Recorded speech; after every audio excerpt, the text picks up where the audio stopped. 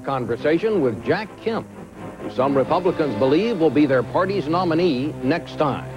Then we'll sort out the rest of the news with Fred Barnes of the New Republic, Christopher Matthews of the San Francisco Examiner, and Linda Wertheimer of National Public Radio.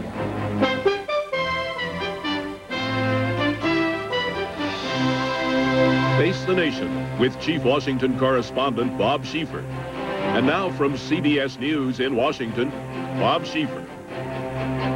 And welcome again to the broadcast on this 4th of July, and we want to welcome Jack Kemp. Well, Mr. Kemp, let's get right down to it. Let's spend the 4th of July doing what Americans like to do, our favorite indoor sport. Let's talk politics. Question number one, are you going to seek the Republican nomination in '96? Well, Bob, I think, first of all, Republicans ought to be talking about 1994 with the victory of Kay Bailey Hutchison in Texas and the election of Brett Shumler, the new Republican mayor of Jersey City, and Dick Reardon in L.A. We should be talking about 94, not 96, but I am profoundly concerned about the direction of the country, and I'm certainly going to be giving thought to 96, at least in 1995. I'm not going to press you because I have an idea that's as much as you're going to tell us about your plans. That probably is as much. 96. Even though it's July 4th and our favorite sport, I just found out it's not pro football, it's politics. It is on this July 4th anyway. Let me, some people are saying already that the problem for Republicans in '96 is not going to be Bill Clinton, it's going to be Ross Perot.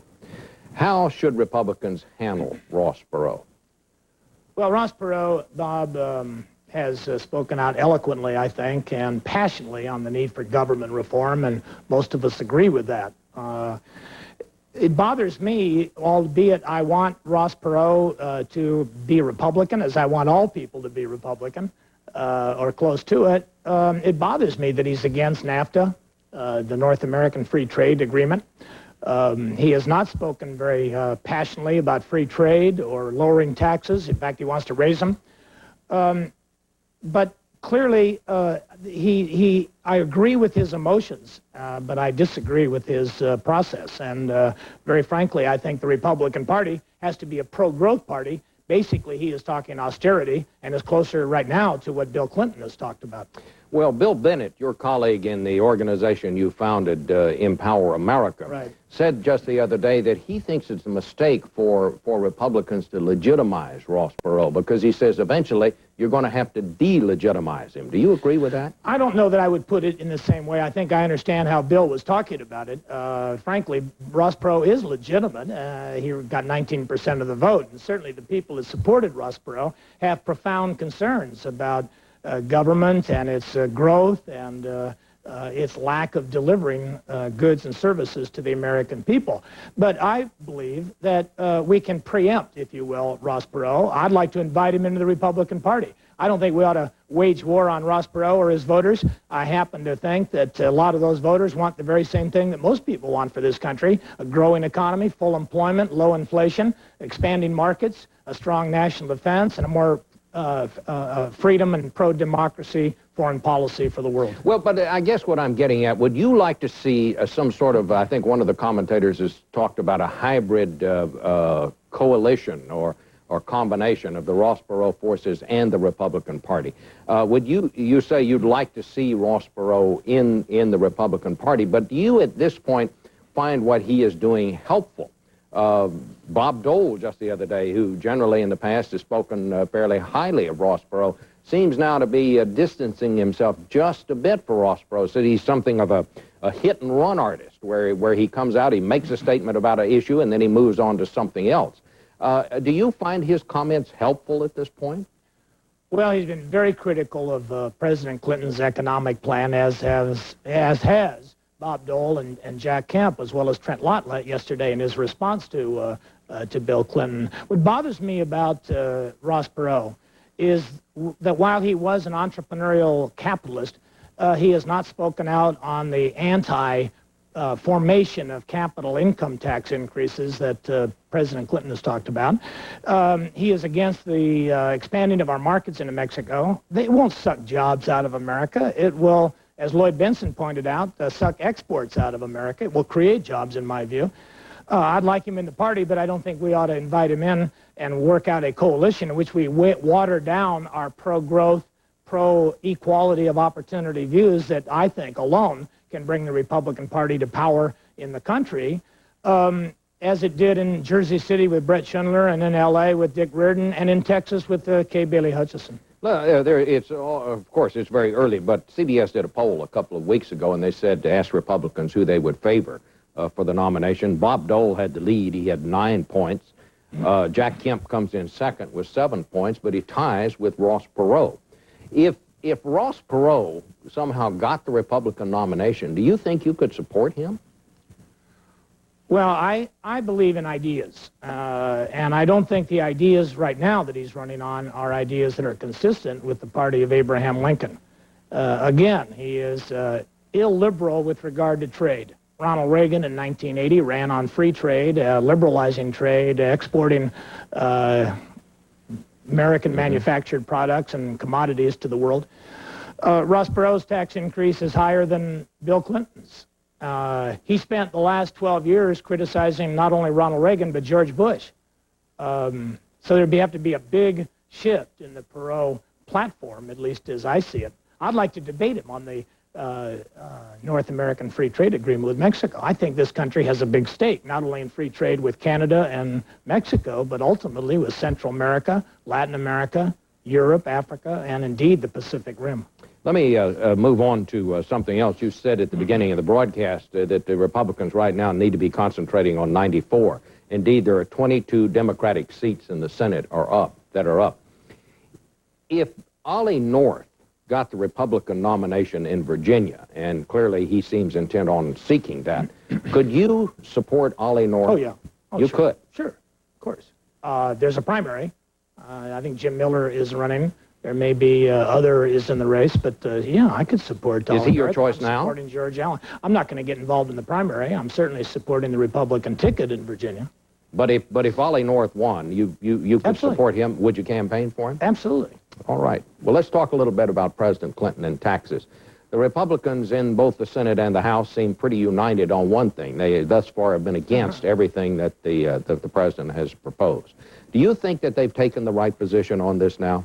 Well, I would say that they're doing the right thing in terms of opposing things that would be bad for the economy. In 1990, we should have learned something from the budget deal that was made by the Republicans in coalition with the Democrats, or vice versa, that was ostensibly going to reduce deficits by $500 billion. The CBO, the Congressional Budget Office, predicted in 1990 that raising taxes and the so-called spending cuts in that budget deal would reduce the deficit down to $57 billion by this year. It didn't reduce the deficit, it increased the deficit. It didn't expand the economy, it contracted the economy. And that's my problem, and I think most of the Republicans' problem with the Clinton tax and spend package. Now, having said that, it isn't enough, however, to oppose. I think the Republican Party has to put the country first, the good of the people first, and we have to propose a pro-growth policy that would limit spending very tightly, but reduce, not raise, tax rates on the American people, on working families, on the formation of capital, on entrepreneurs, on people who want to create savings and investment. And so, again, it is not enough to oppose what Bill Clinton wants to do. The Republican Party must be positioned as a pro-growth party, pro-opportunity party, and that's, I think, the road to success. Are you convinced, as of now, I mean, you have always been one who wanted to cut taxes, but of course, Rates. when you started, Tax rates, but when you started proposing that, we didn't have the enormous deficits. Well, we that had a now deficit, have. if you remember. Well, we didn't have anything compared to what we have Well, now. let me make a point, though, Bob. You raised a very interesting premise. In 1978, when I first proposed cutting the income tax rates by 30% across the board, we had 13% inflation thanks to Carter-omics.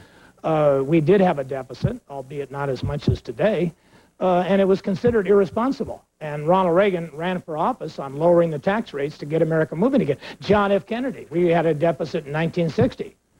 Chris Matthews is going to be on your show later, pointed out that the Kennedy platform of 1960 was a pro-growth, get America moving again platform. That's what Bill Clinton ran on. But today he's governing far to the left of that idea, in the sense that he's raising taxes, Kennedy cut them. He's raising tariffs, Kennedy cut tariffs.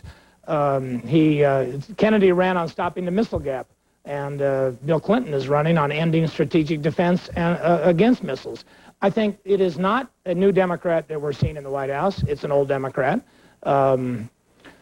And I don't see how this plan can work. It will increase deficits. How can it be that we can raise tax rates by 40% on small businessmen and women? Incidentally, small businesses will be paying higher income tax rates than corporations. Let me just ask you this. Are you convinced that we can get out of the mess that this country is in economically without raising any taxes? I think we can get out of the mess that we're in by putting a firm lid on spending and indexing capital gains retroactively or cutting it and unlocking the trillions of dollars of assets that are held by farmers and homeowners and small businessmen and women and holders of stocks and bonds in America who are not transacting, not selling, because they don't want to be taxed on the inflated value of that asset. That's a free lunch. I know I shouldn't talk about free lunches, but the one free lunch for government anyway is to cut and index capital gains. I think we should do it in the inner city. I think we've got to put this country back to work. And as President Kennedy said in 1962 at the New York Economic Club, I was listening to Limbaugh the other day. He had the whole speech on radio, that it's the deficit that is the result of the recession, not the other way around. This deficit is not caused alone by spending. It's caused by the slow economy that we are finding ourselves in right now. All right, that's the problem. We got to get out of the recession before we can bring down deficits. A couple of other things I want to touch on. A big cultural issue in this country.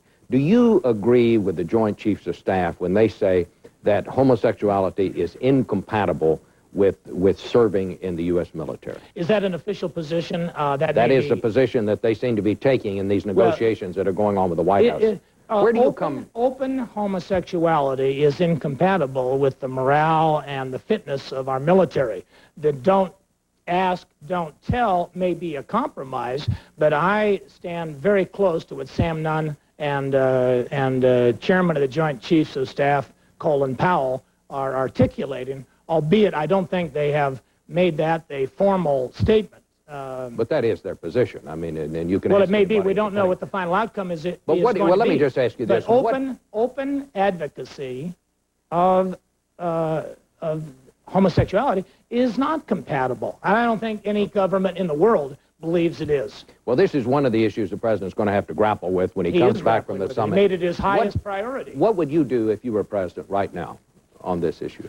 I think the Sam Nunn compromise will be the one that probably will be worked out, and that probably would be something the American people could live with, as well as the Joint Chiefs of Staff. But open advocacy of that issue is not compatible with the fitness, the morale, and the security of our military uniformed servicemen and women.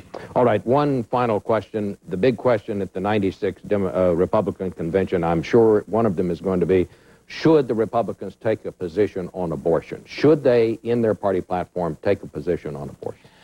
First of all, I would say that the whole platform needs to be updated.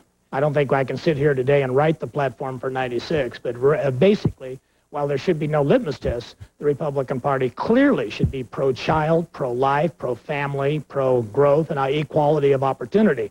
As we sit here, my wife and I are about ready to have our 7th grandchild. I think most Americans are troubled by the runaway numbers of abortion, particularly if the pro-abortion on-demand forces would succeed in subsidizing abortion. I think they want to limit it. I think they want to reduce the runaway numbers. I think they want to provide alternatives to abortion and bring some common sense to this issue that is either neither, I should say, far left, which is abortion on demand, or far to the right of the American people. All right, we're going to leave it there. Mr. Kemp, thank you very much for coming to see us here on July 4th. Happy July 4th. We'll be back with our roundtable in just a minute.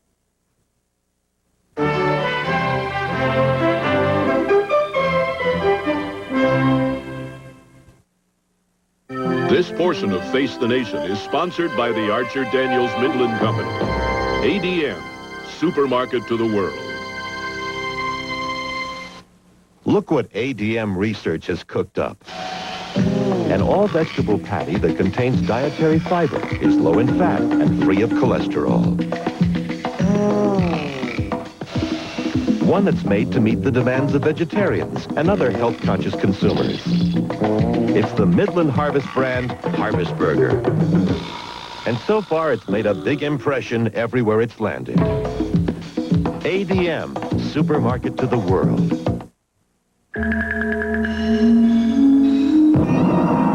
A new chapter has begun in Merrill Lynch's history in Asia. We are the first American securities firm invited to open an office in mainland China. Being there gives our financial consultants a different perspective, which makes a difference for our clients. The difference is Merrill Lynch.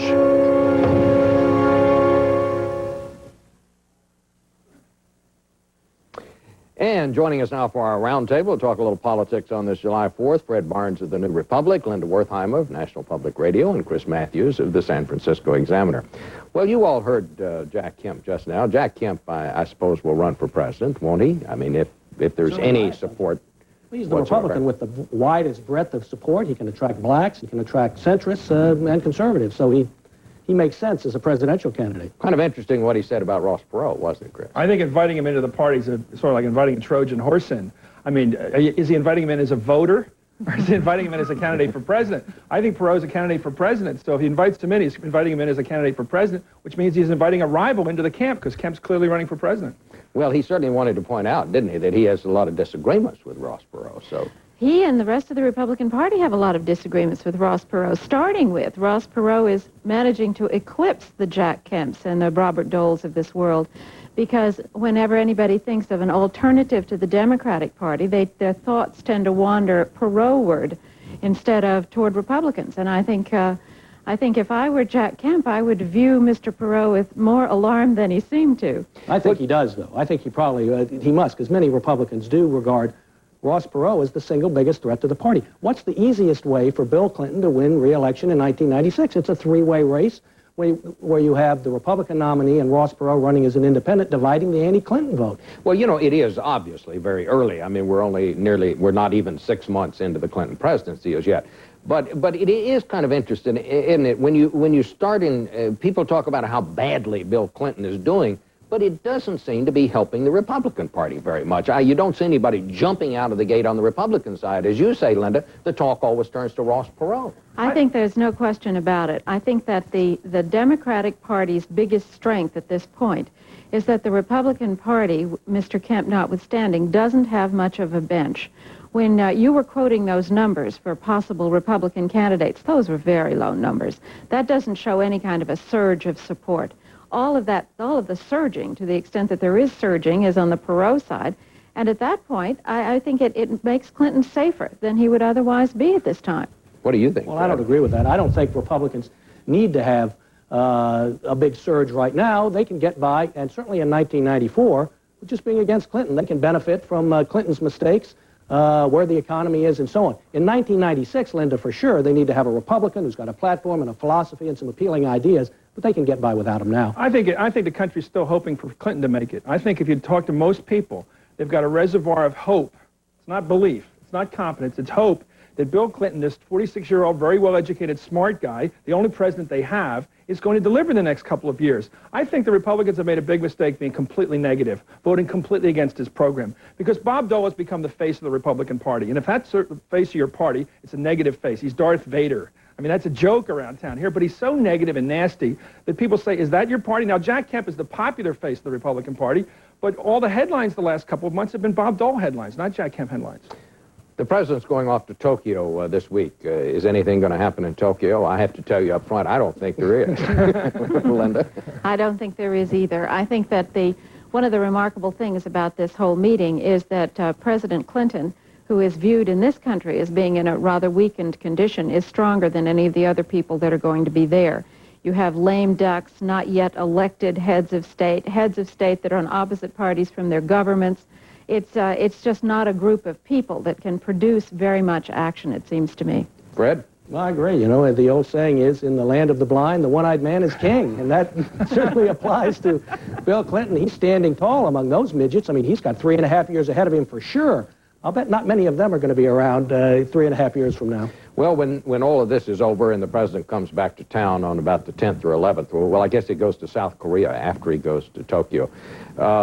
The Congress is, the House Senate Conference Committee is going to be dealing with the tax bill, as the Republicans call it, or the economic package, as the Democrats call it. What's going to happen? I think it's possible that it'll fail. Really? I think if you look at the way it's going, the president says he desperately needs an energy package. The reason he needs an energy bill, an energy tax, even though it's unpopular in most of the country, is because otherwise he has to raise income taxes again. And I think in the White House they know that pushing it up to 36% with the millionaire surtax, so-called, gets it up to about 40% for a lot of people. If you go any higher than that, you're getting back to the way it was before 80. And I think a lot of Democrats know that there's a limit to how much you can tax. And I think they know that the best way to solve the problem is with an energy tax, because it's a consumer tax. I think they're really close to the precipice here, where you could have Democrats saying no on the energy tax, Republicans saying no on higher rates, the Democrat conservatives saying no on higher rates, and you could end up with nothing. It's very possible. Do you think that's possible, Fred? It's possible, but something needs to happen first. Now, I've talked to Democratic senators who would like to get together with Republicans and work out a different package. They don't have one. They're not going to vote against the Clinton package unless they have an alternative that they can actively turn to. It's going to be hard to get one. But they're certainly going to try. And the White House has no leeway. Contrary to popular belief, they didn't have any votes in reserve when the Senate voted in a tie the other day. There are, it seems to me, a lot of members of the House now trying to pull the same kind of stunts that were pulled in the Senate, arriving in the office of the majority leader and saying, I'm not with you unless I get X, Y, and Z, doing a little blackmail number on the majority leader. That it worked in the Senate. I think they reason why wouldn't it work in the House. The pitiful thing about this whole discussion is that what they approved in the House is a very broad-based consumption tax that individual people probably would not have felt very much at all, that would have done what President Clinton wants to do. But the special interest lobbying that came in against it was so tough that they ended up with a gasoline tax, which it seems to me is something that I will see every time I fill up the car, and I will resent a little bit more than I would of the other. All right, there's one other issue that the president has to deal with when he gets back in. This is this gays in the military issue, which has just seemed to have descended on him from the day he took office. Whatever his intentions, whatever the merits of what the president is trying to do, he just can't seem to get past this. Well, I don't agree with what Jack Kemp said earlier, that it's his top priority. I mean, his priority in that regard is probably to get it low-key, to get this off the front page and have us not talk about it right now. I think the military staked out a tough position. They said homosexuality is incompatible with military life. Then you have the question of off-base bars. I mean, where do you draw the line in terms of, look, what they call don't say, don't ask? I mean, I think it's a real tough one. Some issues are not resolvable, like abortion.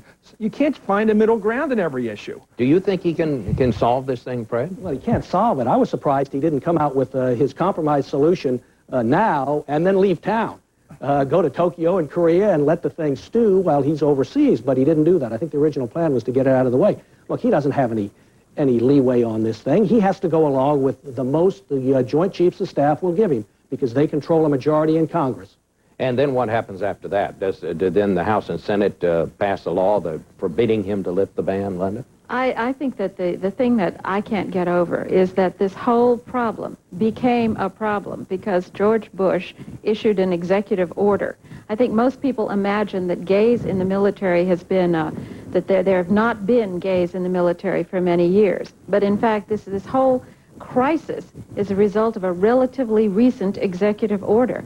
And it's a Republican legacy. The president, I can't see how he's going to shake it. I think he has to admit defeat on this and say, I believe in human rights. I believe in the right of every American to serve the country, regardless of the sexual orientation, and just lay it on the line and say, I believe that, and I'm going to fight for that the rest of my career, but I'm going to lose this week. What I have to fight for is breaking it off right here. We're completely out of time. We'll see you next week on Face the Nation.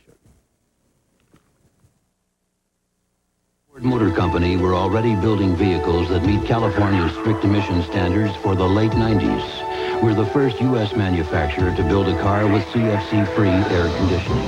And we'll soon have a fleet of electric vehicles on the road. For us, designing quality cars and trucks means keeping an eye on the big picture. At Ford, we understand that the quality of the environment is one of our greatest responsibilities. Ford Motor Company. Quality is job one. It's working.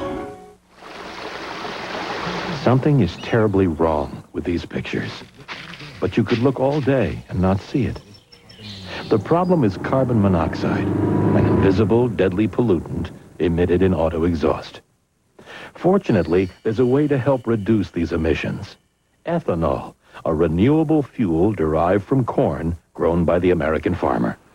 And now, for the first time ever, the Clean Air Act requires ethanol and other oxygenated fuels to be used in 39 of the nation's most polluted cities during the winter months. When this program was tested in Denver in 1988, atmospheric levels of carbon monoxide dropped 8% in the first 2 months, and they're still dropping.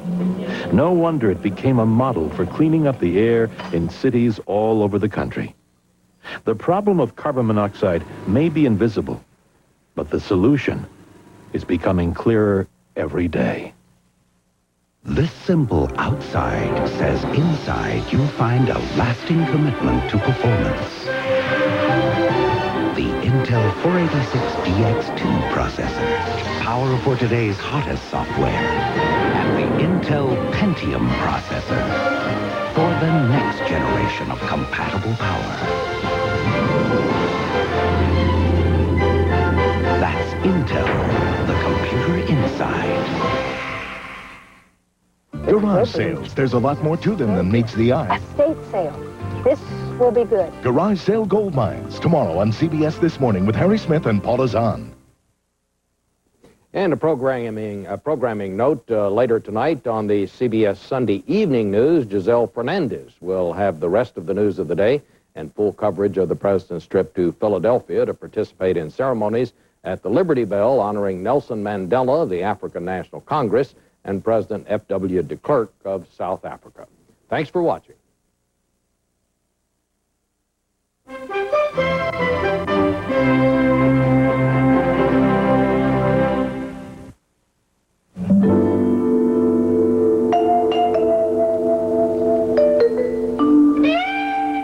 Retirement years should be secure years.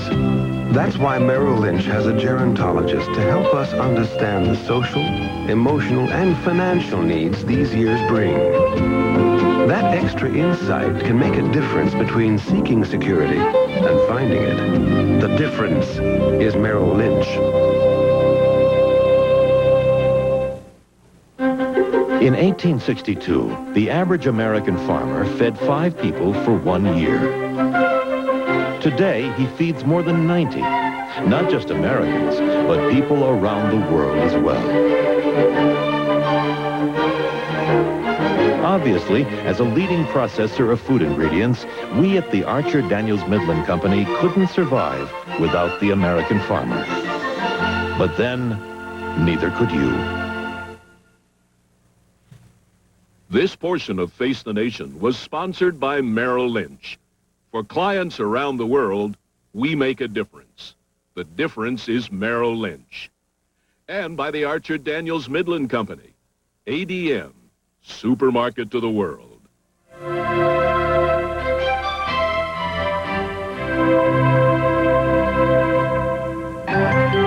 Experience CBS News. Our national parks, beautiful but short of money. Are you willing to pay more taxes for your parks? See our report, then decide. Eye on America tomorrow on the CBS Evening News. This is CBS.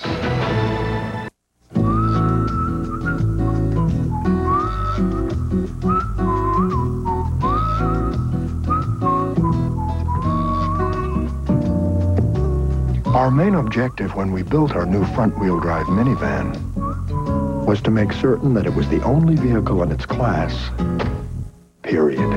Introducing Mercury Villager. If it was just another minivan, it wouldn't be a Mercury. All this and the quality of a Mercury. I to tell you this, but 40% voter turnout isn't a proud record to report to your kid's social studies class. What it says is that a minority of voters continue to run the business of the state. One only needs to take a quick inventory of tragic world affairs to realize how easily we dismiss our national birthright, bought by others at a real cost in lives and blood. Give it a moment's thought during this long 4th of July weekend and ask yourself if you really want to give up your voting rights so easily. I'm Rick Myers. If you would like to respond to this editorial, write feedback, KATU, Post Office Box 2, Portland, Oregon, 97207.